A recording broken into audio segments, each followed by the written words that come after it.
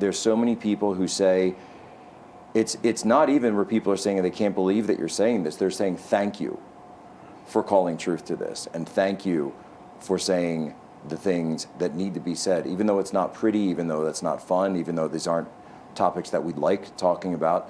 President Trump was up talking about the angel moms and those families, and some of these stories get incredibly graphic. But that's the point, because if we don't talk about them, who will? If ICE are not successful, if they're not successful, you just have to. You can look at Germany and learn from this. Germany opened their borders and allowed 1 million Syrian refugees to come in. Now, from 2017 to 2022, rapes went up 45%. Last year, 11% of the rapes in Germany were by Syrian nationals. Those women didn't have to be raped. It didn't have to happen. If they had a government that removed the illegal migrants, although Angela Merkel welcomed them in, okay, the war's over. They can go home. Remigration for the Syrian population of Germany, but 11% of the rapes in that country were by Syrian migrants. If you want to look at Sweden, 63% of the rapes last year in Sweden were by Muslim migrants. They make up 10% of the population, responsible for 66% of the rapes, 63% of the rapes. Every country you go, Austria's got the same problems, 48%. Yeah, look at Paris last year. Now Paris, Emmanuel Macron, 77% of the rapes in Paris were by foreign nationals that should not be in that country. So what ICE are currently doing now, it has to happen. If it doesn't happen, then you see the 8 million that Biden allowed in. They're going to rape their way through your country, murder their way through your country. Now, what's more important? Yeah, but some bad headlines or a few hurt feelings, or the protection of American citizens. Now, first and foremost, Britain, our leaders, their job, first and foremost, is to protect British citizens. They're not protecting us. They're literally handing us over. Well, and this was the moment last night that President Trump, when he goes, our job as American leaders is to stand up for you, American citizens. And I'd like everyone in the room, and he puts them in the trap. And because half the room is Republican, half the room is Democrat, and he puts the trap in and says, I would like you now to stand up for the American people. Only the Republicans stood up. I mean, and you know what else? What's amazing about that moment, that wasn't in the script. I had somebody reach out earlier, in the evening, and they said, he did that off the cuff. You see the way the Democrats are not taking the side of the American people. So my government, the Labour government, we have a hotel which was called the Bell Hotel, where illegal migrants are ferried into this hotel. They're put into this hotel. 25 left the hotels and raped and sexually abused children. 25 who were just in the hotels last year. They murdered terrorist attacks just from those in the hotels. Now, we had the Bell Hotel, and a migrant who had been in the country, I think, a number of weeks, went out and sexually assaulted a 14-year-old girl, a child walking to school. So the children are scared, the town's scared. So then the local council take the government to court, and they get a removal that says that they have to be removed. The Labour government then challenge it, take it to the High Court with taxpayers funded money to fight against the local council, and then they rule the rights of the migrants who need somewhere to live supersedes the rights of the locals. So the Pakistanis, the Somalis, these people, they have far more rights. And when you just look at Minnesota, okay? What you saw in Minnesota as American citizens, you saw the Labour Party the Democrat Party turn a blind eye. There's no way they didn't know this was happening. And this is what you will see on a national scale. They will turn a blind eye. They will be allowed to get away with crime. They will not be treated the way that other communities are treated because they're guaranteed their vote. What Somalians come from where? The equator. They come from the hottest place in the world. Why? They didn't find Minnesota. They haven't just stumbled across America and thought we'll go to the coldest part of America. They've been put there. Why are the Islamic communities being brought in, imported in, literally flown in, travelled in, caravans bringing them in, all orchestrated, all planned, brought into Republican areas, swing states. The illegal immigration went up 700% in some of your swing states. They were bringing them in to make sure there's never a swing state again. They're literally importing the voters, and they don't care how many of you, just as you've seen from the State of the Union speech, they don't care how many of you are raped. They care about power. They don't care. And they will replace, they've kept the black community down, the Democrats. We're talking about plantations. They've kept the black community on the plantations because they want them reliant on them. They want them reliant on the state. They don't want success.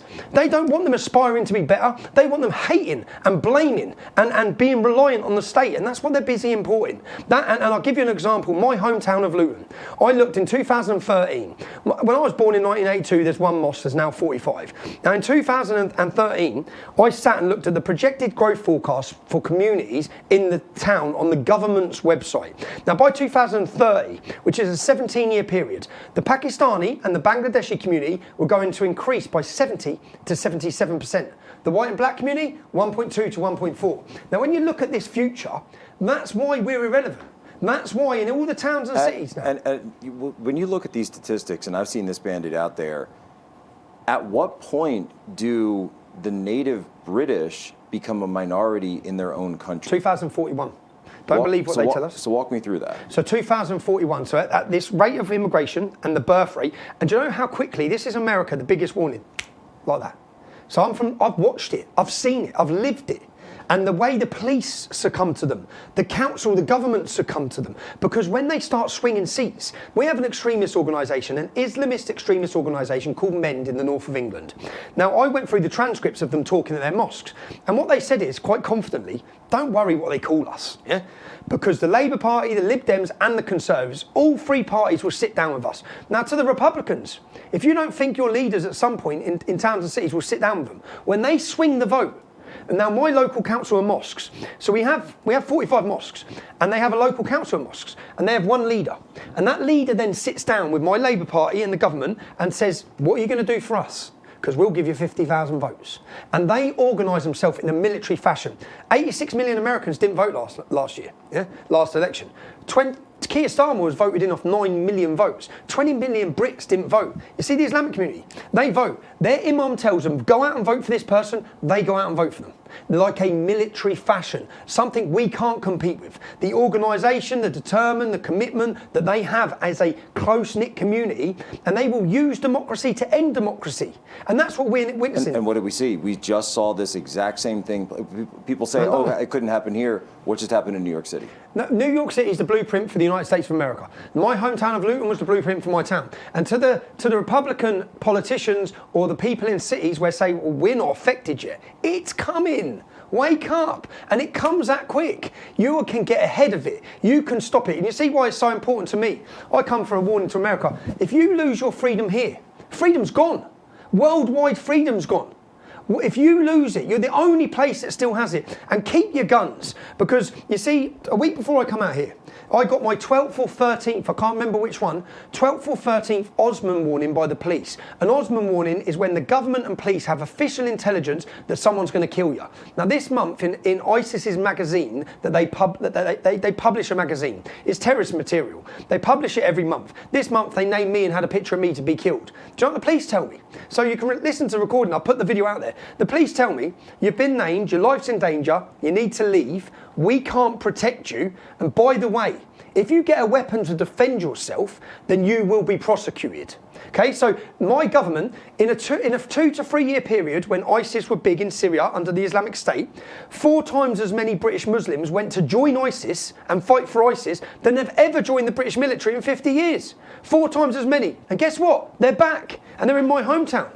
So whilst they let ISIS fighters in, we have to leave. If we can't defend ourselves. So they're more willing to join ISIS than the actual military 4 times as many in a 3-year period. That many of them were born in. 4 times as many in a 3-year period than in a 50-year period. 40,000 British Muslims are on a terror watch list. We only have 70,000 troops. And this is, when we talk about these issues of nationalism and who is an American, who is a Briton, this is why it matters. This is exactly why it matters. Because if you identify your nation as hostile to the nation you live in, now you've become a fifth column. Now you've become a subversive force for the worst.